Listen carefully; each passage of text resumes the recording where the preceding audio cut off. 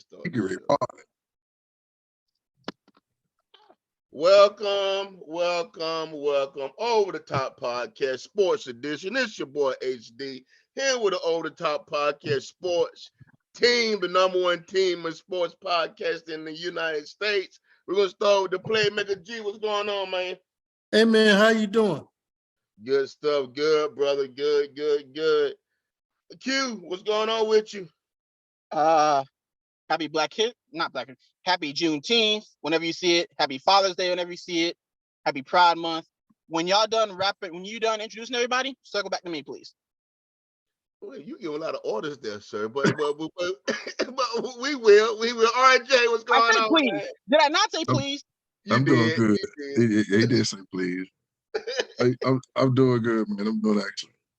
Good stuff. Good B Phrase, what's going on, man? What's happening with you? Hey man, no problem. I'm gonna start off. Give a man if I know I'm gonna circle around to UQ, but I gotta give B Frank his flowers again. Baby girl Bria done got accepted with Gardner Webb. Yeah. For basketball, give her a hand. Hey, appreciate it. 3 for 3. Well, you get all your kids get money, man. But 3 for 3. Hey. 3 for 3. LeVar Bear. Hey, you read some slides. College free is good. Hey, that's what I'm talking about. Big Bear brand. The Bear brand. They're gonna call it the Bear brand. The 3 for 3. Hey, I'm proud of them kids, man. I see them kids when they was born and watched them grow up myself, but I'm proud of them youngsters. I appreciate it, man. Give a man his flowers. Give your little minute. Talk about give your dad moment. There you go. You gotta give you some good dad moment. Hey, I appreciate it. What is so she really like she did she visit the campus yet? Yeah. You know, cool. She busy Gardner Webb. She going down to state, I think, next week sometime. Okay. So she on her little tour right now. So South Carolina State? Yeah. Okay. Nah, she gotta get to South Carolina. That's what she. For those who don't know about your daughter, man, tell me about your daughter. No talents, no size, height. Give a little bit about she's 6'2.5". She left-handed. That's what's good about it. She left-handed.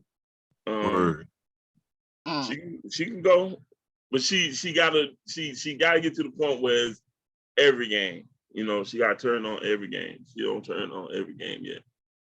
Maturity. I think she'll go on to that. But she better get on it. She's a junior this year, so. I don't know if I told it on the show yet, but I tell everybody when we bring her up, she drop stepped me when she was in 8th grade. I about put my shoes back on. I said, hold on. Oh, she got it now. Nice. Yeah. Go get it. Well, I'm looking forward to watching her play a little bit this year. This year Baptist. I didn't get to see her last year because she was out of town. So yeah, I'm looking forward to seeing what she's doing this year on the court.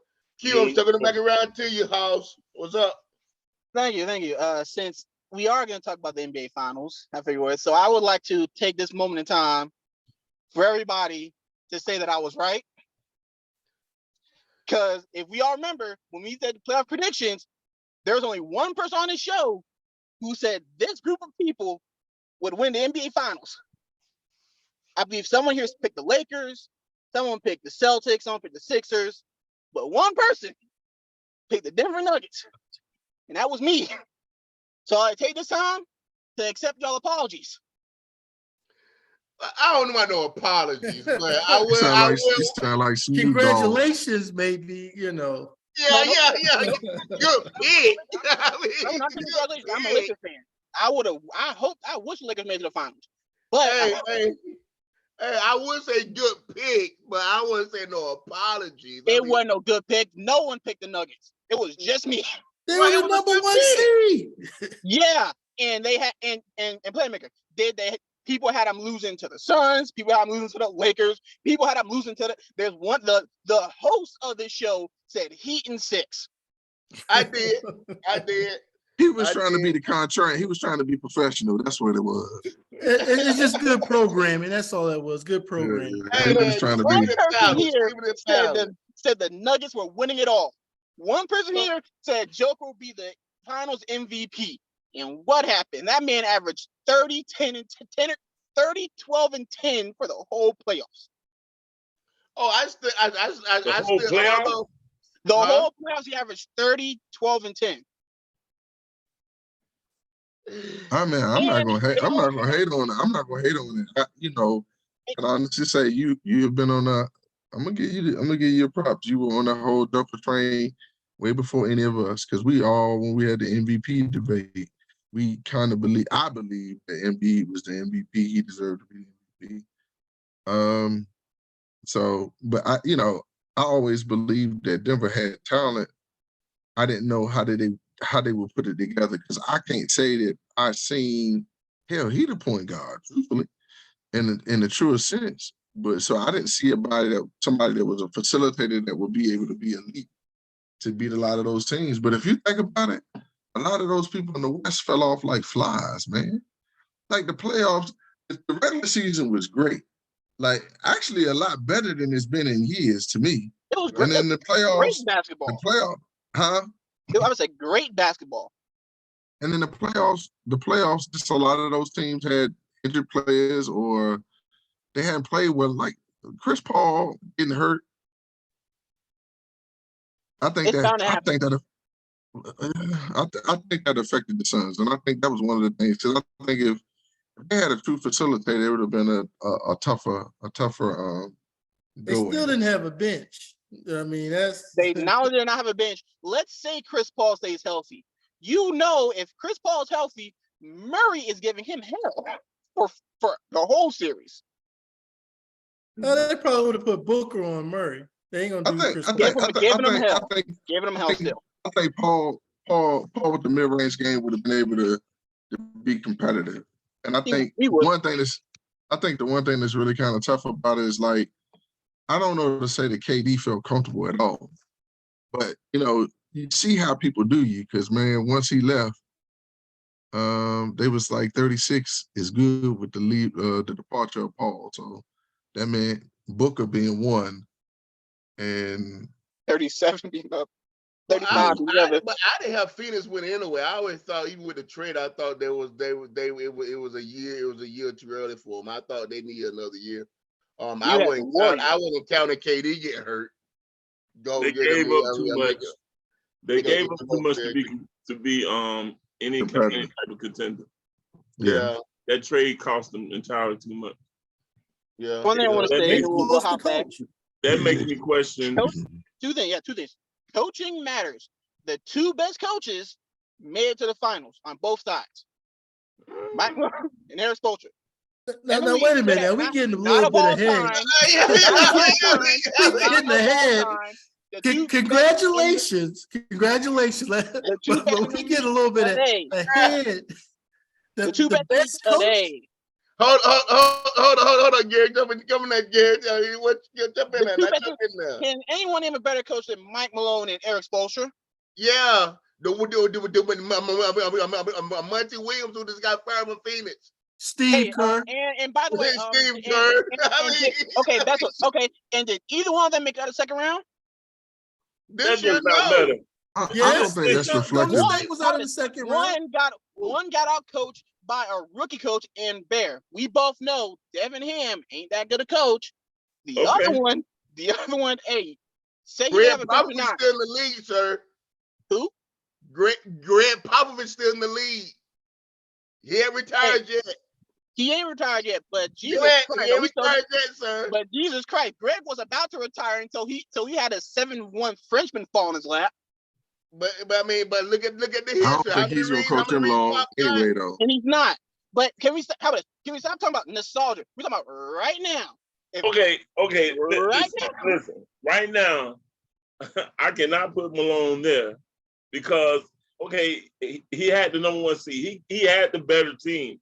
But I'm not gonna say that he's all this just great coach because, man, just to be honest, the best coach to me in the West, I'm gonna go Popovich, and then I'm gonna say Kerr, and most people say Kurt then Popovich, but either way, he's probably more of a freshman, Malone, and you're looking at two guys that's like upperclassmen. You know, one person that we I think overlooked Mike Brown's a better coach. Go ahead. That's what I was gonna say. I was gonna say we overlooking Mike Brown. Wait. I Wait. think Mike Brown's I think. Yes. Yeah. The guy who didn't make an adjustment at all in that first round. The guy who took his team. The guy who kept Domantas Sabonis in the game when he was getting bullied by Kayvon Looney. If you don't have nobody else you're gonna put in the game, sir. The man that took an organization to the playoffs after a 13-year drought. I think we gotta look at that. We gotta look at, man. One of the things, the reason why the Lakers beat them, Fox got hurt, man. He did. He hurt his hand on he hurt his finger on the shooting hand, and that's a hell of a thing when you set the offense and you do certain things and you can't shoot with that hand or handle the ball like you normally would. That's going to affect you. And so that's going to affect the flow of the offense and everything else that takes place. Hey, which was that the second finals, Utah and the Bulls, or the first one, when Malone got that sore in the middle of his hand, his shooting hand and whatnot? And, you know, people think, okay, it's a sore and whatnot, but I don't know. That totally just, it affected him. It affected Carl. He didn't perform well in that series and whatnot. So when you can't grip that ball, you can't get that feel, man. Yeah, the smallest thing, yeah. That nick you that throws you off. Yeah. Everything in sports is muscle memory. Yeah. If you really want to be honest with yourself, if it's not like, if you can't feel it the way you normally do, it's going to be different. Like, man, you've been in the gym when that jump shot and you shooting it and it just go down. Yeah. But then you go in, you can't hit the ocean one day. Even if you jam your finger on the ball, you can't. The rest of the day, I'm done. You might well. Hey, I mean, I'm done after the day. I'm sitting down because my touch is done. My touch is gone. Mm-hmm. Now I will get different credit. I don't told several of you guys this. First of all, I still believe. I mean, contrary probably, I'm gonna stand on this, and it is what you are the only person. That's right. Yeah, sometimes man gotta stand alone. I still believe Jamal Murray is the best player on Denver's team. I said it before, and I'm still saying it now. I'm gonna preach it to the high heavens. But I think though, if Jokic and Murray perfect that pick and roll, they're gonna be good for the next 2 or 3 years. They're gonna be hard to beat in the next 2 or 3 years. And speaking of, I want to bring this up, and we'll talk about that too. Mile High. Everyone kept saying, "Oh, Mile High playing in Denver is not a big deal." They lost one game at home this whole series, and that was to, again, the Heat, who played out of their mind that game, and still they only lost by, they only won by 3 points, 2 points. Man, we got to look at. I think the one thing we don't really realize is that sometimes to win championships, things got to break your way, and they broke their way. Yeah, you get a Memphis Grizzly team. You get a Memphis Grizzly team that has been hot all year long, and daggone job messed the chemistry of the team up being, young and stupid. Mm-hmm. That team, I put them up against anybody in the West, and they give them hell. And so to me, that's what we're not looking. It just broke well for them. One thing that's different. I want to say this, and I'm a hush. One thing that's different about them, when Chris got to the finals and they walked through that door and they should have beat Milwaukee, the kids in Denver took advantage of that. They did. You don't get those situations. Go ahead. I would say all championships, you got to have breaks. Either something's going to go your way, some things aren't. And that goes for every team. Denver, not only did everything went their way, they were probably the best team and everything went their way. So that's the thing. If you're the best team and everything goes your way, if you look at previous years though, Michael Porter's often injured. Yeah. Jamal Murray often injured. So that's what I'm saying. A lot of things went, you know what I'm saying? Well, not even that. You had Gordon go for like 27. Let's talk about Aaron. Can we give Gordon his credit. Gordon was often guarding the best wing in every series. Well, Gary was And trying as well, to. and then he give you a random 30 ball once or twice a series. You want to talk about someone who played their role I think he's a heck of a ball almost player. perfectly. Yeah, I think he's a heck of a ball player because he Even wasn't no Bruce Bruce Brown off the bench. Yeah, off the bench. had a big playoff game.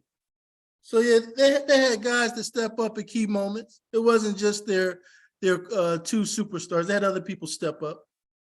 And then what helped is their two superstars stepped up when needed. Joker having a 40-point game. Murray playing well down the stretch, making his shots, playing some defense when needed. Joker, as much as we all say Joker's not good at defense, when there are times where Joker, he wasn't getting the shot blocks, but he was playing defense. There were times where field goal percentage down when they attack him. Also, Miami. Can I talk Miami for a second? Joker. Okay. Well, 1 second. Hold on now, Q. Let's keep it okay. We can move to Miami. I want to hear what he got to say. As bad a defender Joker is, let's be honest, he's not a good defender. He did good this year, but he's not. Why do they not continuously attack him in the paint? They decide to attack Jamal Murray, but they decided to not attack the paint. The only person who attacked continuously to the paint was Bam. Shout out Bam. Bam played a part. Miami got. Miami had a big problem, and we kind of realized that during the playoffs went. They just too small. Yeah, Bam is like 6'7", 6'8", man. They too small. A legit 7-footer, man. Here's the deal, and when I finally figured it out, and when it hit me, it was so evident. Watching the last game, which I felt watching the beginning of the game, I felt like Denver was going to close it out, but Miami came out and they were determined to be physical. They were going to be physical. They were going to be the most physical team. Mm-hmm. And they started out that way and it worked for them. And it worked so much as they were being so physical that the referee wasn't making calls. But when Denver would get the ball or Denver would be physical, that Miami got the calls. And that took me back to Pat Riley days. Pat Riley has always been the one that's going to set the tone. I'm going to be the physical one. And I'm going to set the tone with the referees. You're going to call the game my way. And that's what he did that's what he did in New York. And that's what he did in Miami. I'm going to force you to make a decision. And that's exactly how Miami play now. They play every series. They force the referees to make a decision. And but what happened is Denver was just a better team. Miami not playing that way, and it's almost like referees falling into that trap, not playing that way, they wouldn't be there. So it was almost like it's and I don't even want to say advantage, but it's like it's more of a that's a Pat Riley move. That's one of them old moves. That's Miami culture. And then and you see it got them to the finals. So right. So I mean, he keep that in the pocket and whatnot, because go ahead. Even getting there, like I'm kind of disappointed. Everybody, this is my problem. Everybody wants to stamp players as superstars and whatnot. I was gonna bring that up. And everybody always, they wanted to holler Jimmy Butler. I'm sorry. The dude is a star, but he's not a superstar. Because you would have been walking out that gym with 45 a night at the end of the day. Yeah. But 45 a night, Bam, I feel like Bam did all that he could do. But I looked at Bam and Jimmy, and they missed a lot of shots, like in the middle of the lane. In the middle of the lane, Joker got his hands just up, not even jumping. And they falling short, just hitting the front of the rim and hitting the back. Those are gimmies. You're a professional. You hit those in your sleep. And whatnot. Well, let's wrap it up. We're gonna move on. One last word, Q, and we're gonna move on from the finals part. But go ahead. One last word. Because my next question wasn't gonna be about the finals. Well, let me wrap it up. All right, guys, great finals. Congratulations. I still had a final word. This wasn't gonna be about the NFL. Oh, we're at the finals up. Okay, go ahead. Yeah, no. What I was gonna say is Bill was right. Miami did get out. They got physical. The problem was, like you said, when they get Miami was still small. So when Miami gets physical, Joker gets physical back. Aaron Gordon gets physical back. For some reason, DeAndre Jordan gets minutes. He gets physical back and hits what should have been a 3 if he takes a step back. First of all, who expected DeAndre Jordan to get You know what the biggest thing is though? In a closeout game? You know what the biggest thing is? I think most teams, honestly, unlike the 80s, because the league is diluted, are having a hard time finding that third score. Yeah. And it's about to get harder. That was gonna be my question. Because of those the changes that they made with the it's salary cap. Play that third score. So can my question lead in to this, or we're gonna schedule? Go ahead. Hold on. Let me say this, and I know a lot won't agree, okay. But Porter, and I'll give it to Gordon. He did play lights out. He did play the ball, but Porter and Gordon and Brown have now put themselves like they on radar. So yeah, they are. So what happens now is next year when the ball is rolling, if y'all not performing, hey, this championship going to pretty much just be called, hey, it's just a one and done. Correct. Now it's time, especially for Michael Porter, who's been injury prone like his whole career. He came out, he finally showed, I can score. But I was digging Gordon until he opened up his mouth, talking about Aaron Gordon been going crazy since they won. Yeah, talking about putting LeBron out and putting somebody else out. Dude, shut up. He drank his It just kind of irks me to hear all these young guys talking about putting LeBron out when at the end of the day, dude, you're not playing 15-year, 10-year, or 5-year LeBron. You're playing 20-year LeBron. Yeah. I mean, what you want to do is brag about that in the barbershop. That's nothing to brag about, in my opinion. So let's switch gears a little bit. Then look at some notable free agents. Hold on, kid. Let's keep pushing. If not, we'll talk about the same just final until the whole night. It was going to be about the finals. What I was telling you, it wasn't about the finals. Okay. Okay. So what I was going to say is Bear alluded to it. There's not a lot of superstars in the league. And what I was going to say is there's a lot of people make out number twos and try and say they're number ones. Jimmy Butler, he in the playoffs, he plays like a number one. But as it gets on, he kind of gets a number two because he starts. Now he's not a 3. He's not a 3. But he's a 2. As much as y'all love Joel Embiid, he can't get out the second round. He's starting to fade away into that. Joel Embiid is not no 2, sir. I would mute you if you say Joel Embiid is a 2. You be muted.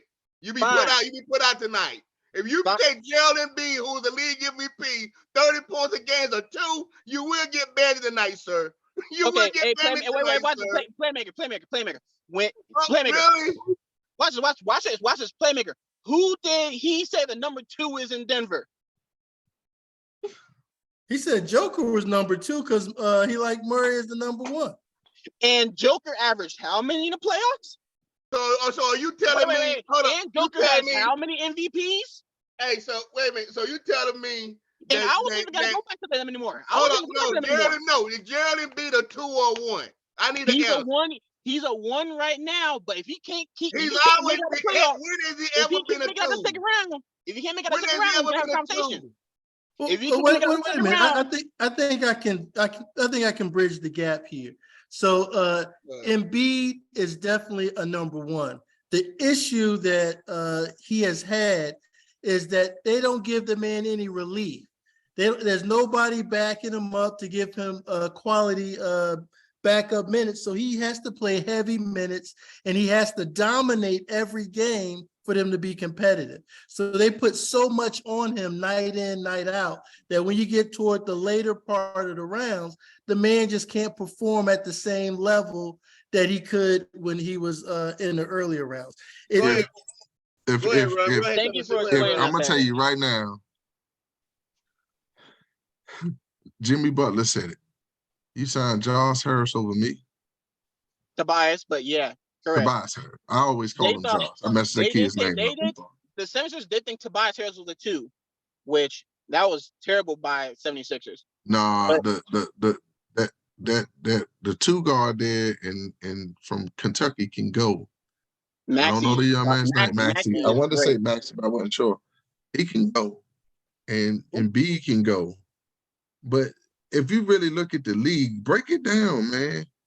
The teams that have a third score are the teams that are elite, and it's hard to keep.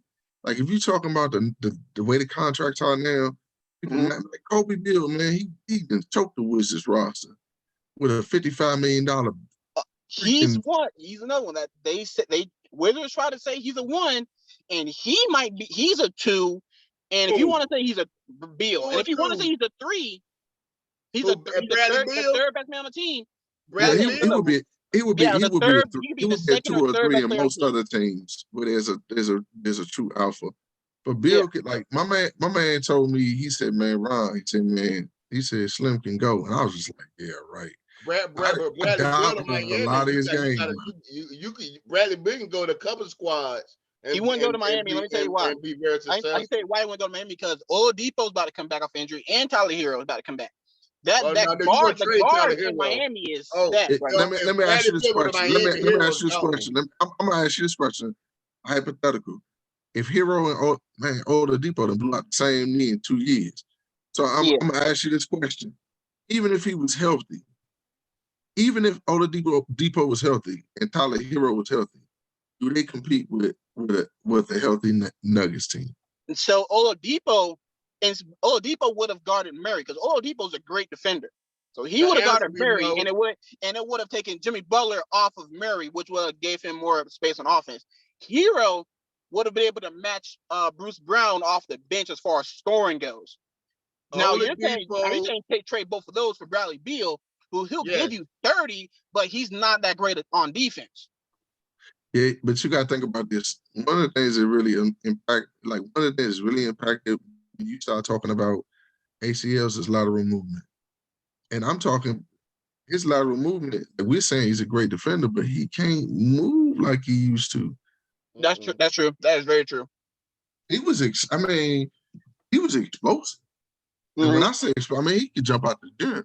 He wasn't one of my favorite players. Oladipo could jump. He went to my high school, the arch rival of our high school, the Matthew Catholic. So yeah, man, I wasn't a big fan of dude. But I gotta give him free agents, man. That's the same thing with Markelle Fultz. Jimmy Butler, I don't know when it was, but he's kind of proven that he's not a 1.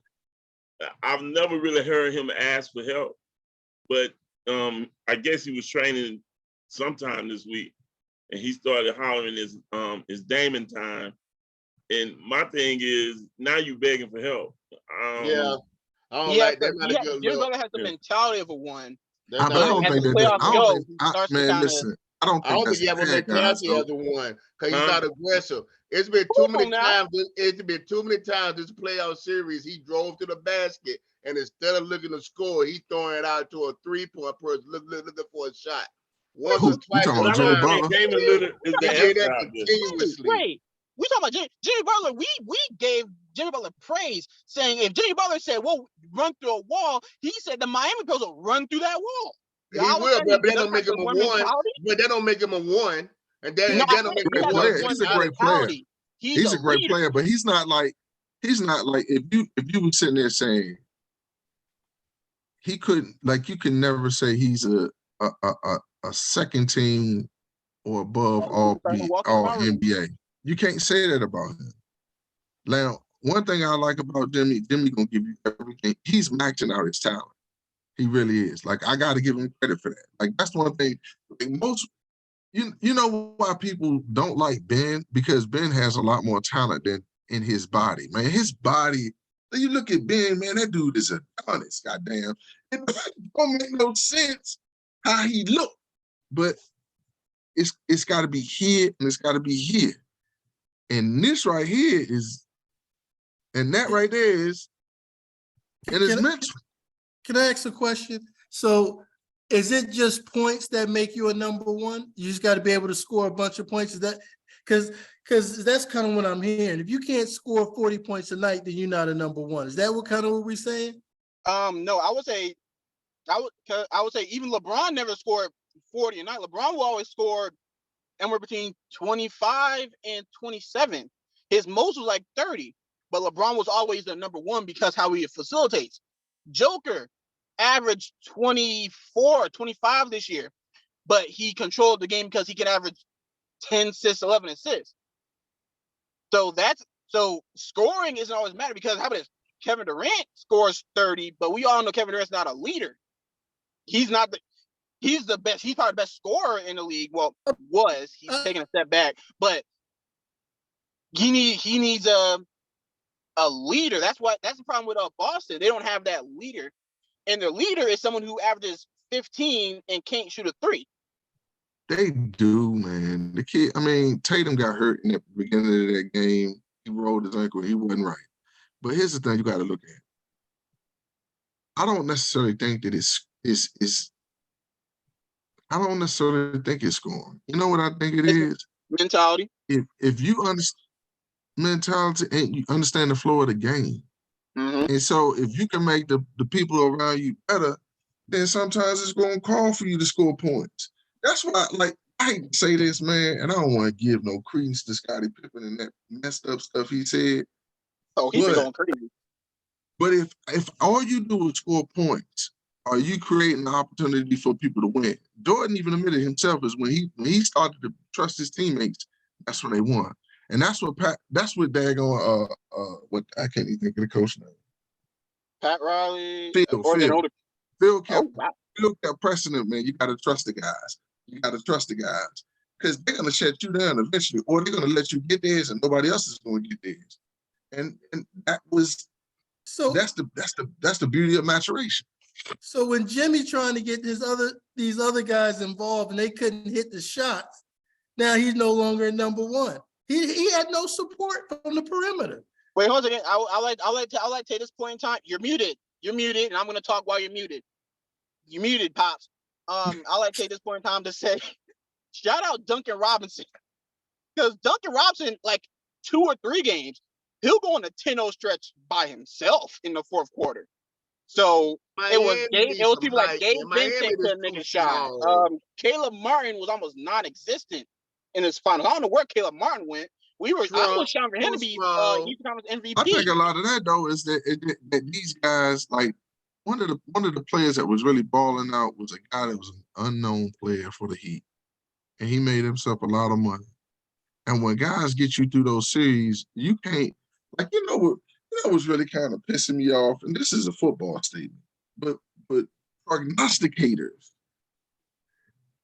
don't examine these rosters like people that are fans of these teams. Right.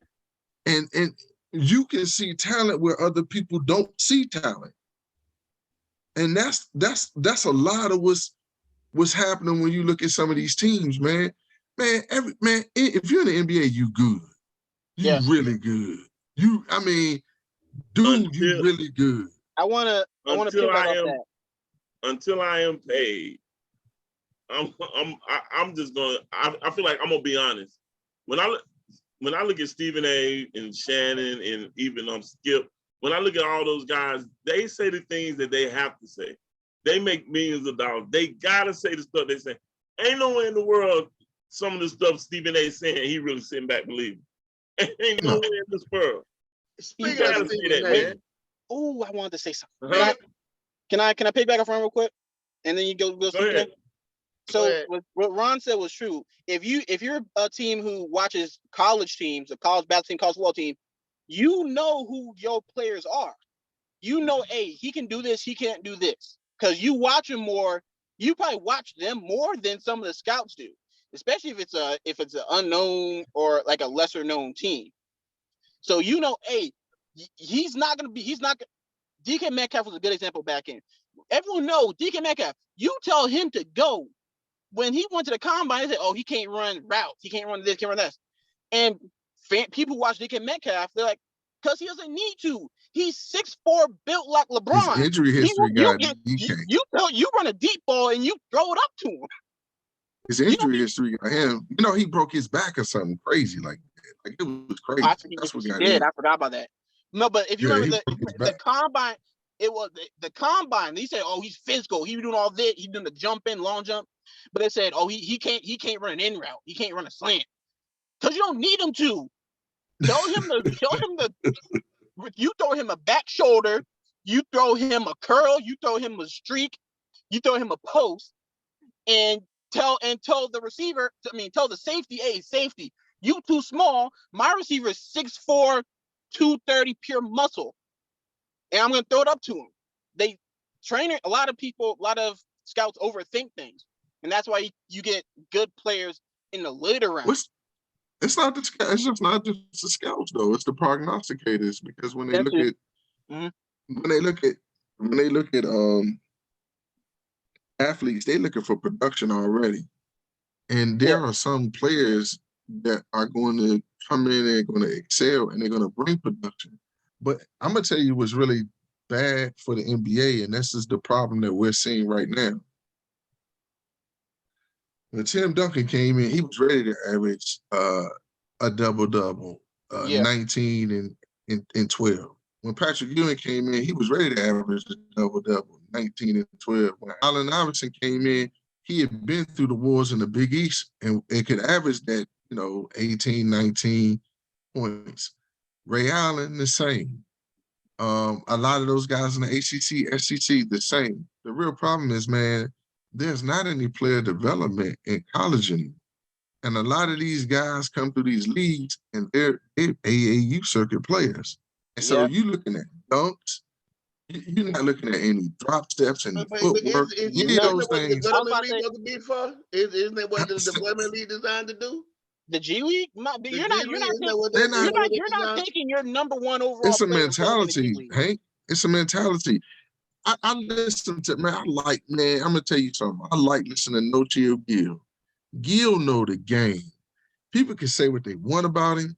He might be an asshole, but bro, he knows.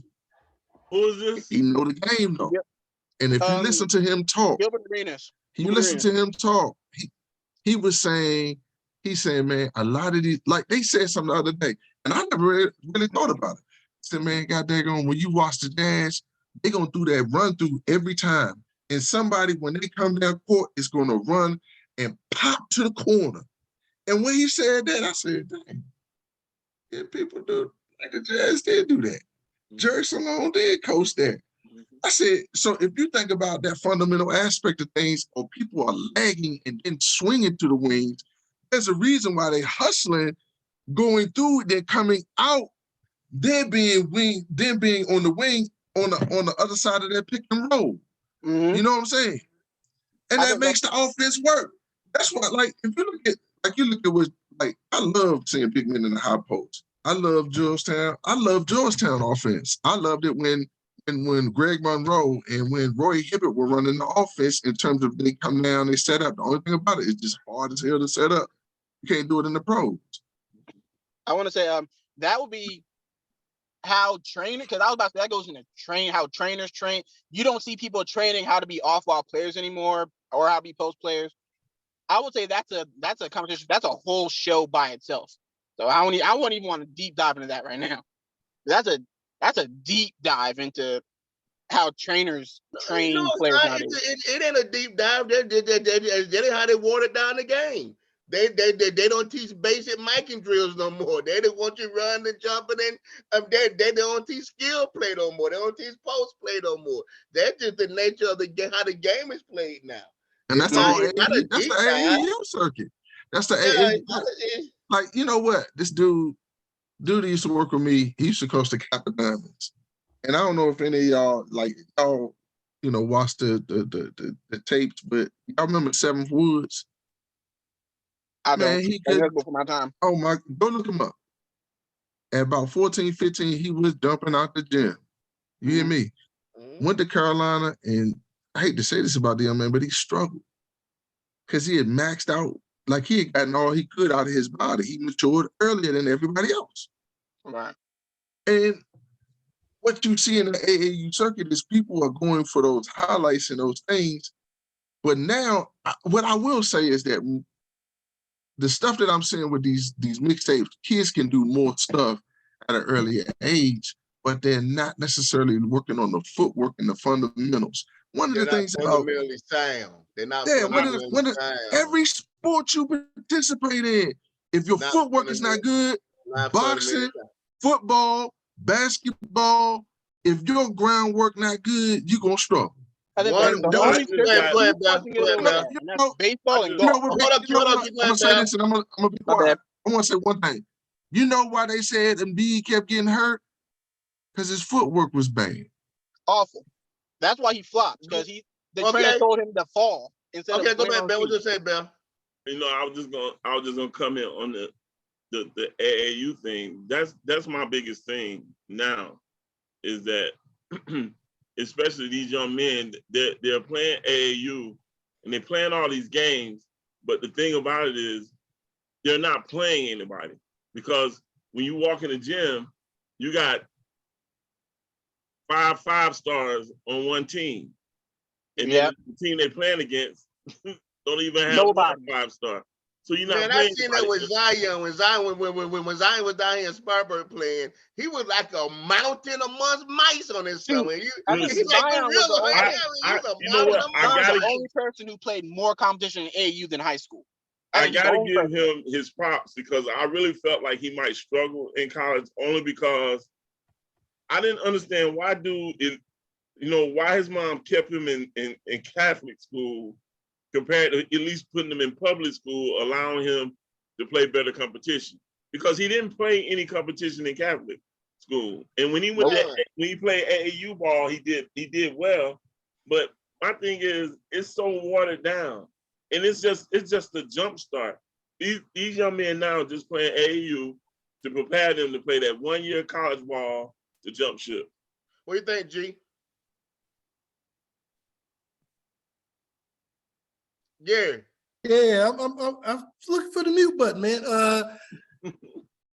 Yeah, I mean, I haven't spent a lot of time in the AAU, so I'm kind of not as versed as everyone else. But I do think that one of the things that Ron was alluding to is that people are not given a chance to really develop. If you really looking at high school players being in the NBA, kind of sitting on a bench learning as they go, and some of them never get a chance to develop, because after those 3 or 4 years of riding the bench, they're like, oh, this guy, we got to make room for the next high school guy. So Shout out Cam Reddish. Cam Reddish should have been a baller, but he kept right. He rode the bench in Atlanta, rode the bench in New York. Now he's getting towards his 30s, and now at the league's like, oh well, he can't hoop no more. These When kids Cam are making dumb was decisions. killing in high That's school too and much too college. soon though, man. You go to play at Duke. That's the one thing that's the worst thing about that one and done, man. We don't even really realize the impact that it's having on a lot of these guys, man. Correct. Dumb Kobe decisions. even Kobe was like if you really look at it, what Shaq said something that was really dope. He said, man, listen. He said, Kobe was my man. He said, but Anthony Hardaway is the only one I seen that came into the league and was killing, right? And understood how to play. Think about it. A lot of these young guys don't understand the game.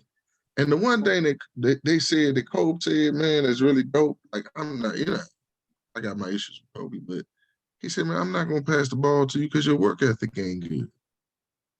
And I got to give him credit. I got a story about that. Dad, you remember we were coaching church league? We had a practice one time. We had a kid. I forgot his name, but man, he was in practice. He was just chucking up shots. And what our other teammates did was said, "You're ball hogging, and you're not." Because he wasn't playing defense. Said, "Okay, we're gonna shut you out our offense, like entirely." What he next practice, he came and he was working harder. So that's a key thing. A lot of players, they can score, they can do all that, but they don't got a work ethic. They don't want to play defense. They don't want to do the runs. The Listen, NBA player don't have nobody to hold them accountable. I fought Nobody to hold them Adam Silver accountable in the NCAA. Huh? It's Adam Silver in the NCAA. By no means these kids should be leaving school after 1 year. By no means. I love the NFL for saying, at least your junior season. I think dispute that, Bell. I that gives dispute you that. growth. Why? Listen, okay, look at this. Because I'm gonna tell you why. Because Major League Baseball been doing it for years. Don't afford that man anybody opportunity to make their money. If the NBA got to get better, guess what, Bell? If the NBA got to get better, they got to get better on their end. It's not. You make it harder to get in. Make it harder to get in. These cats won't be able to get in. I don't think y'all remember a 6'7", a 6'5", 6'6" Corleone Leon getting drafted by the Knicks. That dude couldn't play. But here's the thing. I'm not opposed. Listen what I'm saying. I'm not opposed to kids having the one and done, because I don't oppose it. I feel like the GMs are responsible for that, man. I'm with that. If you want to stop the one and done, stop hiring the kids. Don't blame them. Don't punish the kids because the team's hiring them. The team's hiring them. No, they don't just walk on. They just walk and get a job. I never tell the kid not to do it. I said Adam Silver in the NCAA. Here's my thing: when you bring up the baseball thing, and I'm not by no means taking, because there's a lot of fundamentals goes into baseball and whatnot.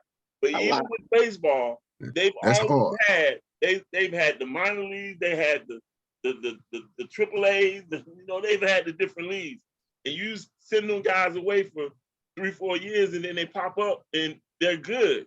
The NBA got the G League now.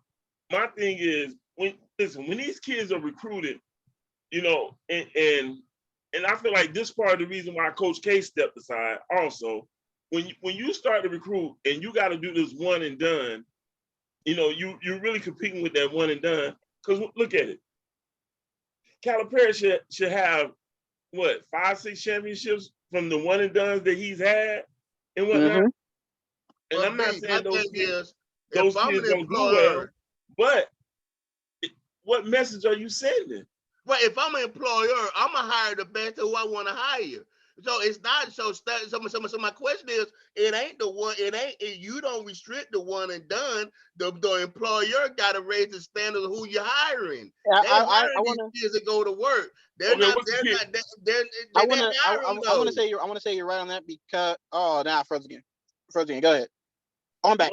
What about they are hiring? You gotta hire them. So you gotta hire them. I think it's a lot of kids. Don't hire them. I would say that's a mix of ownership as well as social media and how these kids are promoted.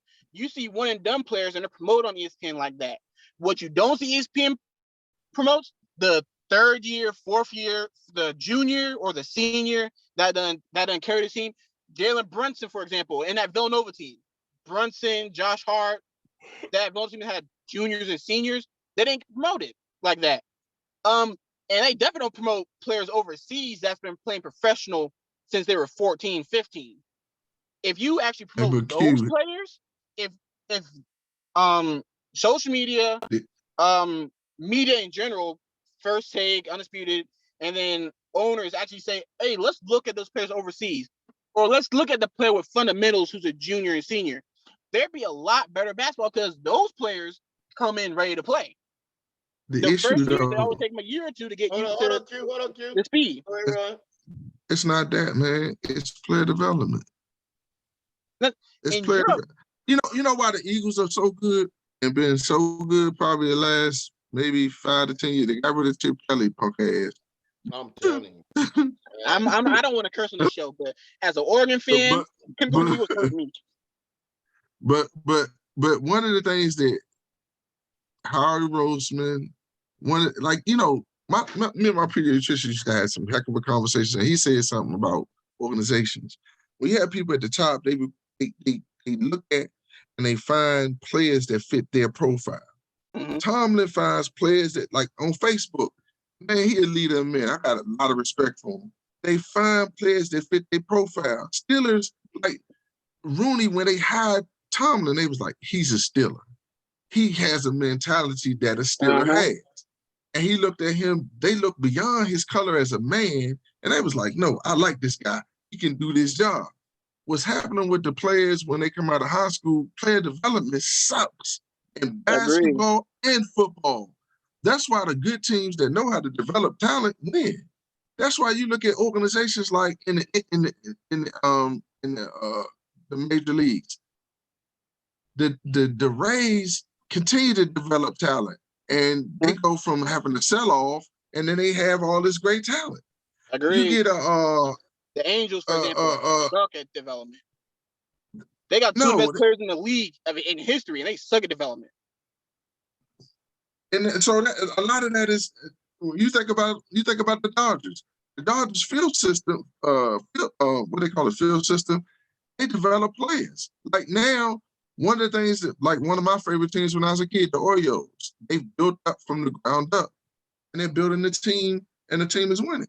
But I don't know, basketball they got the farm system in place, but are they setting up to be a player development league, or they just trying to put butts in the seats? So I agree with you. You know what? Adam Silver as the GM, but I don't think they want to develop players. I just think they want them high flying, putting butts in the seats. So we got Joker, who do fundamental stuff. He dominates.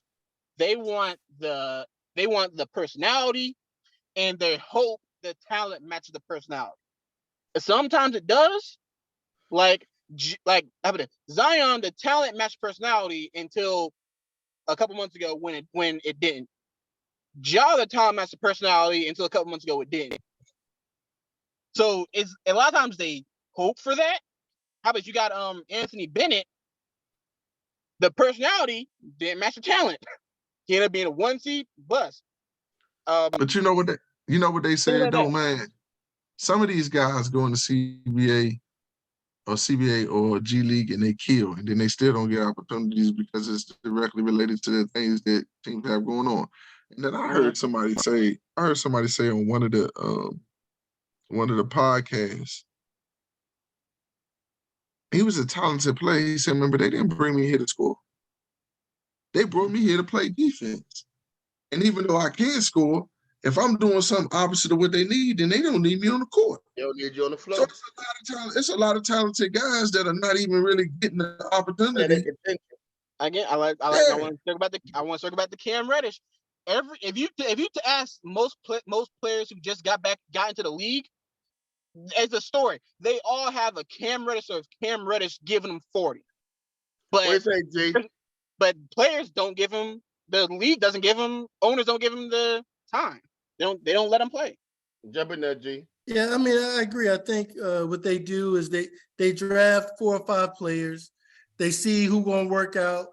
If they don't work out, fine. They just next year they draft another 4 or 5 players until they find the guy that they want. And so it's more of that, like I said, they're not developing. They give you 2 or 3 years to see if you can make it onto the floor in the starting lineup or the rotation. If you can't, you get out of there and they just pick up 3 or 4 more and keep on going. Absolutely. Hey guys, so let's go to this list right quick before we jump off and make sure we get a little bit of this in, because we about to wrap up the basketball season. So we're gonna talk about some of the notable free agents that's coming out. Then we got moving there. So let me know if any names jump out. Is there in the jump out at you? James Harden has a player option. He's stay or go. Gone. Do you put Bill there? No, that's almost worse. That's almost worse. Is it Bill? What? Bill. In Philly. Bill? That's almost worse. Bill in Philly. You're taking away playmaking. Bill who? What you mean, Bill? Oh, Bradley? No. All right. Oh, that's not better. You take away 10 assists and one of the best what should have been the best pick and roll. Hold on, what now? James gone. Okay. He came in. He was the disturbance, and he moving on. Kyrie Irving. Who cares? I was about to say. Wait, real quick. I want to jump in real quick. Kyrie wanted LeBron to go to Dallas. If Dallas isn't giving us Luka, I don't want to talk about trading LeBron to Dallas. Get that out of here. Okay. I got a theory behind that now. Go ahead. What's your theory? Okay, so all of a sudden, all you ever heard LeBron say about retirement is he wanted to play with his kid. I want to play with my kid. So after this season, he sits there and say, he gonna seriously think about retirement. What's the first thing happen when he say he's seriously gonna think about retirement? That make Jenny bust them. They put them on edge. So now they're like, dang, what LeBron gonna do and whatnot. Yeah. Kyrie come back and say, hey, I want LeBron in Dallas. So LeBron basically, in my opinion, he's sitting back saying, LA, what you gonna do? What are you gonna do for me to make it intriguing for me to want to stay here? And if they don't make it intriguing enough, he's gonna ask for that trade. Everybody got an angle. Fan Vliet, we keep it pushing. They keep it pushing. They keep it pushing. We went out and keep it pushing. Fred Van Vliet. He's a baller. He's a baller. He can be a starter. He's a baller. So he's staying in Toronto? I don't think he is, because they're gonna try and rebuild. Toronto might try and rebuild. So then he may go somewhere else. Chris Middleton. Them knees. Option. Them knees. Anybody? Them knees. What'd you just say? I ain't hear that. I ain't hear. What'd you say? Chris Middleton. You got a player option. He staying in Milwaukee, or you move him? Stay. I think he stay. Porzingis. Dude, he ain't raised no hair for a while, has he? So hold on. Nah, he had a good season this year. Huh? He had a good season this year. He played really well, and he played the majority of the year. You know, honestly, that was y'all don't watch Washington. He played in Washington. What you say? Ron? Right. What you say? He had a heck of a season for him. Like he stayed mostly healthy too. He had a good season, and Bill had a good season, but they didn't do nothing. No, they did not. They weren't on the floor at the same time. Like honestly, they never here's the issue. Like plain and simple, the organization is doo-doo. Facts. If you put Porzingis, Kuzma, you had Rui coming off the bench, and then trade him, and Beal, and all these guys are playing, and Rui is your better, and Denny Agvia is like, I thought they was full of crap drafting this kid. He's pretty good. The person they drafted that they drafted two shooting guards that have Crispy can shoot, but he's a Steve Kerr. And they don't have any dynamic players to make you come off of that aspect of things. But like that team, it could be a top 6, top 4 to 5 seed in the East as constituted if they all played together. Like they could be that good, but it's not something they could maintain at the cost that they want to pay. One thing I love about you, sir, you are a faithful fan of your Washington programs. One thing I gotta admire about you. When I told you last year, I'm gonna ask you a question. When I told you last year, that Wizards will be the best team in the league. Thank you, sir. No, I didn't say the best. I said 4. I said they could be top 4. I said they could be top 5. I'm giving you props. Thank you for repping your squad. That team don't even got home court advantage. I know. How about Draymond? He's staying and going. Who cares about Draymond? Hey, because I'm going down the list. How about Draymond? He's staying and going. Curry wants him to stay. He wants to run it back. Curry said without Draymond, they don't win a ring. I don't know. Actually, that's a valid point. You know, the one thing I like about Dre said straight up, he said, man, it was my fault. It was my fault that we got messed up this year. He acknowledged it. If I didn't do what I did to Jordan, we probably would have won.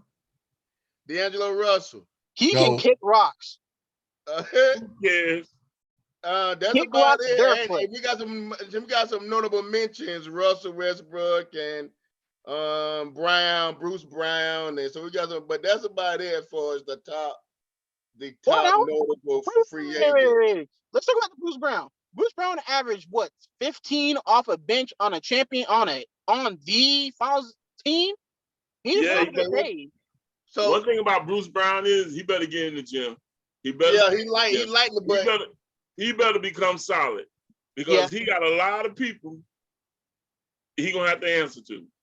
Bruce Brown, he ran his mouth this entire playoffs, and he better come back straight up solid next year because he talked a lot of noise. And shout out to him because he backed it up. That's one thing that's when like Dylan Brooks. Right. He did. Bruce Brown backed it up. But if he have a fall off season next year, oof. Playmaker, final word on the NBA. Final word on the NBA. We're gonna write it down, guys. The NBA had a lot of moments. Playmaker, final words on the NBA. I didn't hear you say I'm coming to you. Give me a minute. I didn't hear you say final playmaker. word on the NBA. I didn't hear you say playmaker. I thought it was a great playoffs. I mean, I thought the teams were competitive. I thought the games were competitive, even the finals. Even though Miami didn't have, the tools to be successful, I thought the games were still competitive. Not competitive. I thought they were competitive. I thought that it was still entertaining, and so shouts out to the NBA for putting together a good product this year. Quinn, final words on the NBA. There's a lot of very good moments this season. I don't know if any of y'all are on Twitter, but on Twitter, there's a tweet that's saying this NBA was crazy. And every day, that tweet's been up for like a month.